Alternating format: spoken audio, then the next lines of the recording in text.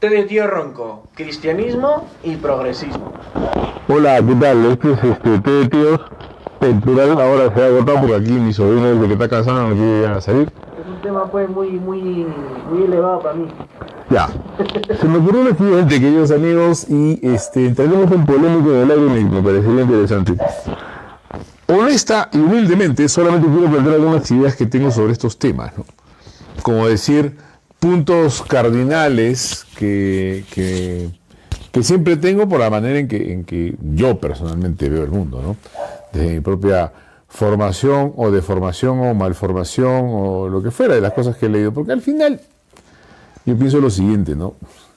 Casi todos somos hombres de muy pocos libros leídos varias veces. Y me parece bien que así sea, porque no sé si a ustedes les pasa esto.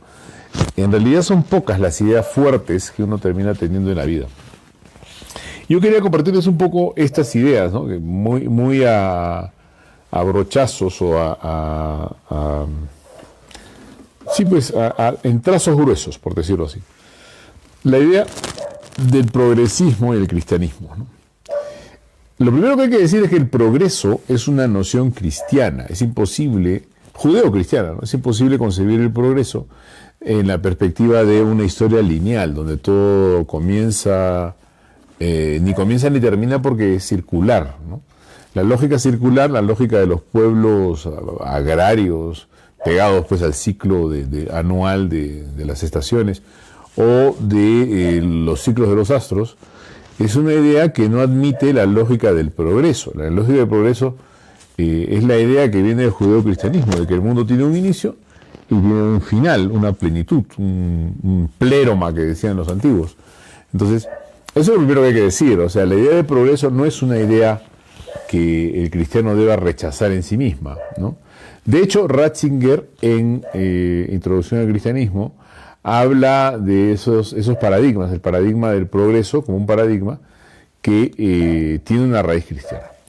Cosa distinta al progresismo, que cuando se desengancha de sus raíces judeo-cristianas, por decirlo de alguna manera, sus raíces filosóficas y teológicas, se convierte en algo que en sí mismo le da sentido a todo, ¿no?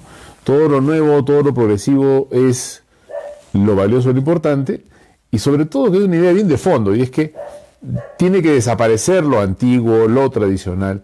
Desde la perspectiva progresista, ser un conservador o ser un tradicional o alguien que tiene una tradición es ser alguien malo que pretende mantener un status quo injusto o algo por el estilo.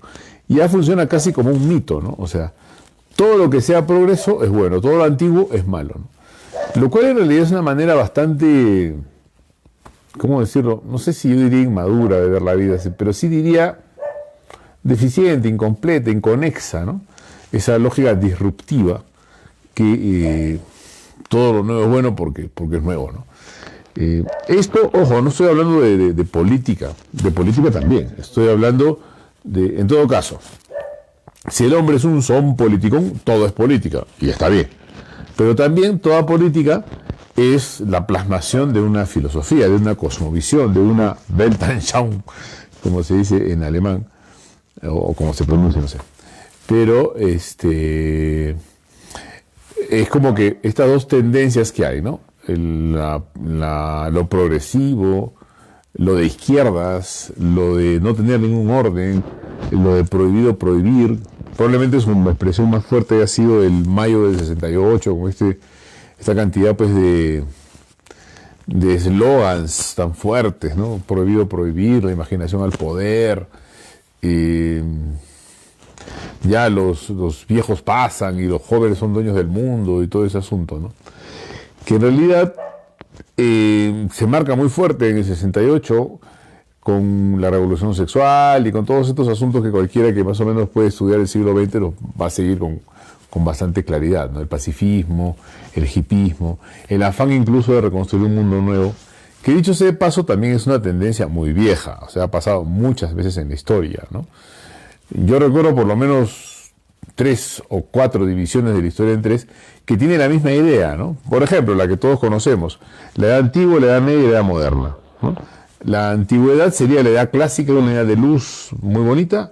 La edad media se llama así porque es una edad mediocre, una edad media entre dos luces una edad de la oscuridad, una edad de lo, incluso esta expresión ya acuñada, ¿no? Del oscurantismo, ¿no? Como el afán de mantener el poder en base a la oscuridad, que sería básicamente la Iglesia Católica, la Inquisición y todas estas ideas que ya como mitos se trasladan a partir de la nueva edad, ¿no? Entonces sería la de antigua, clásica, buenísima, donde era todo lindo porque el paganismo era lindo, los faunos andaban por los campos así con las náyades y las mariposas, y era todo lindo. Y después llegó Gargamel, ¿no es cierto?, a encerrar a los pitufos, y esa es la Edad Media, ¿no? Y después viene la Edad Moderna, y lo curioso es que el inventor de esas tres edades, creo que es bastante conocido, es Francesco Petrarca, uno de los que eran llamados, por lo menos en mi colegio, i tre grandi del 400, Dante, Petrarca e Boccaccio.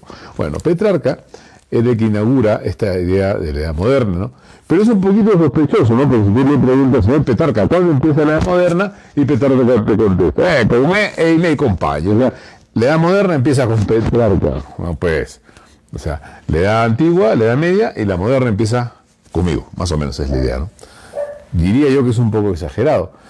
Y diría yo que Petrarca es un tipo muy peculiar. Sin embargo, no es el único. Ahí también está don Joaquín de Fiore, italiano también, un monje calabrés, que dice que la historia se divide también en tres. La edad del Padre, que habría sido desde el comienzo de la humanidad hasta el nacimiento de Jesucristo, y la edad de Jesucristo, que empieza con el nacimiento de Jesucristo y termina, que no saben con quién. Sí, con Joaquín de Fiore, diciendo que ahora viene la edad del Espíritu Santo, con él y sus monjes. Él y sus monjes, como es clásico de cualquier secta psicópata, realmente ellos son los que saben la encarnación del Espíritu. Y curiosamente, en Joaquín de Fiore, y eso lo comenta un autor que a muchos amigos míos muy cercanos no les gusta, que se llama Henri de Lubac, y lo tengo por acá, bueno, se llama La Posteridad Espiritual de Joaquín de Fiore.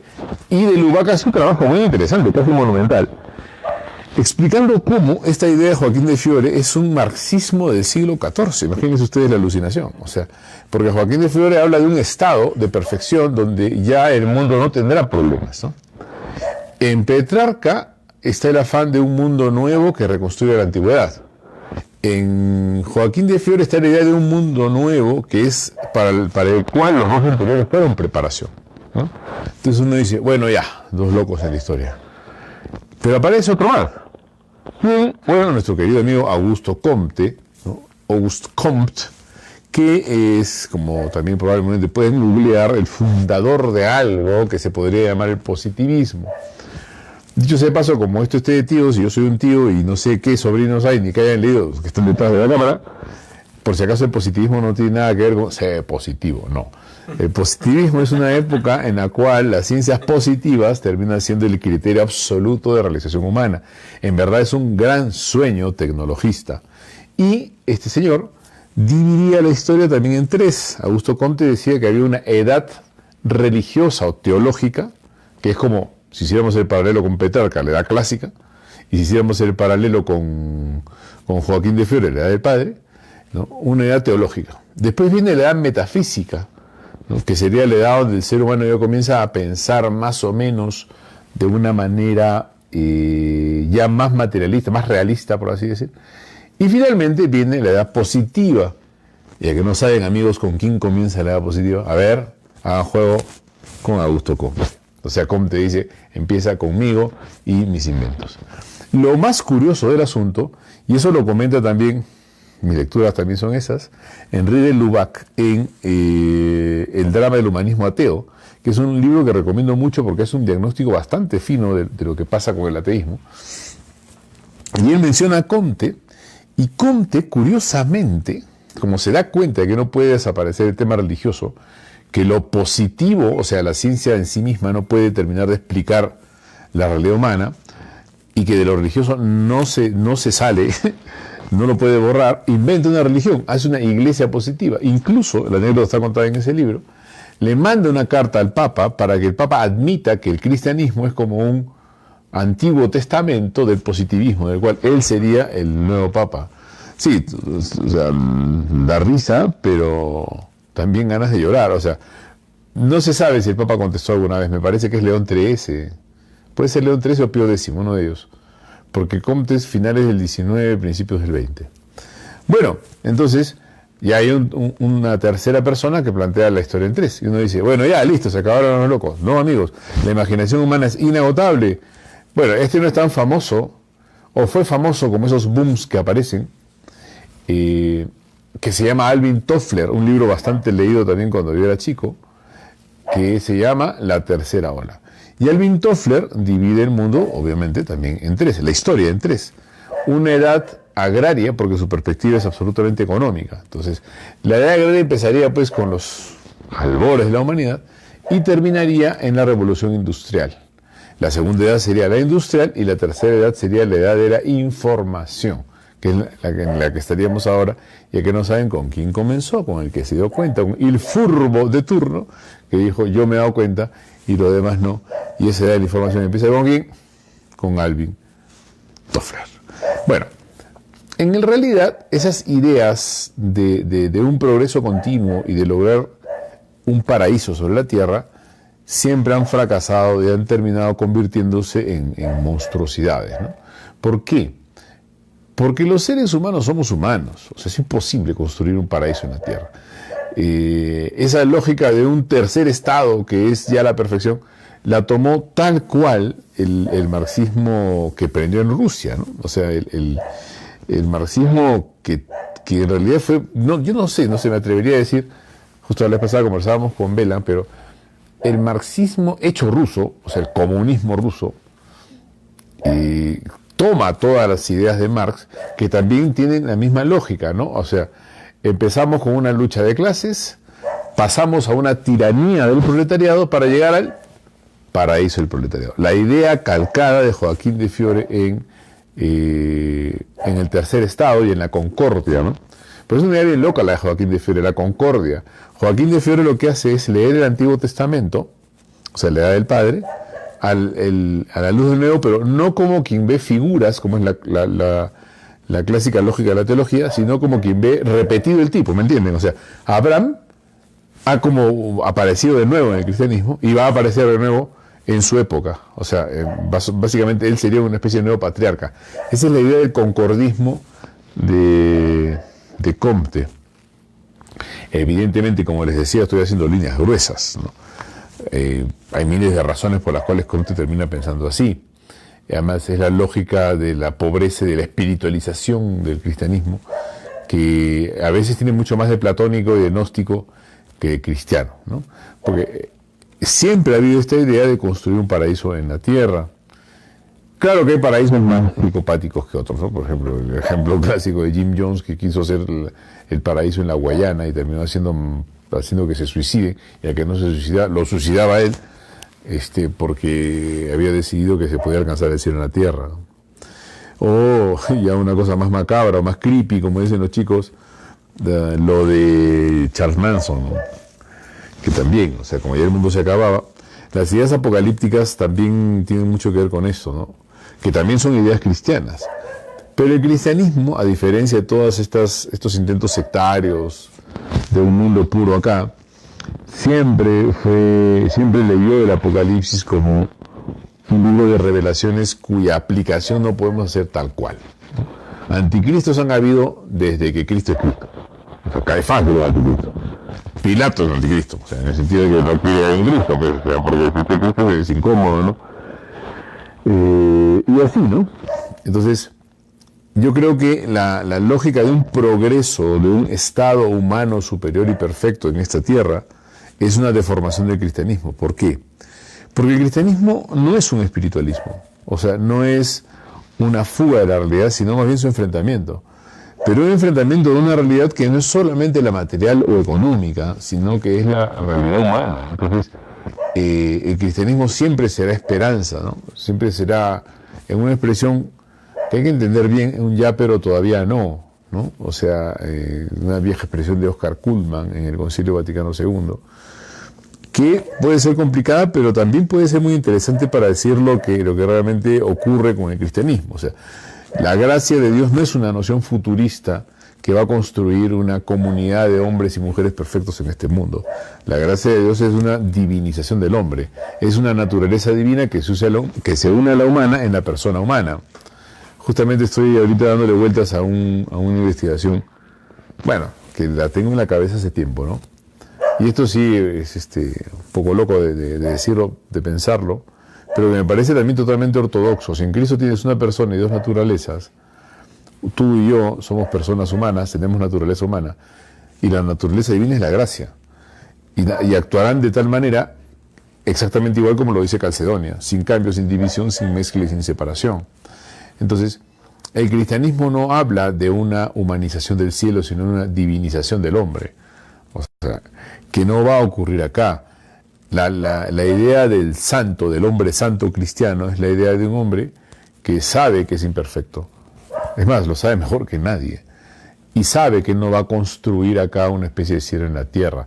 Los grandes fundadores de comunidades, hospitales, asilos o comunidades religiosas que han servido a los hombres de la iglesia, nunca han pensado construir un cielo en la tierra.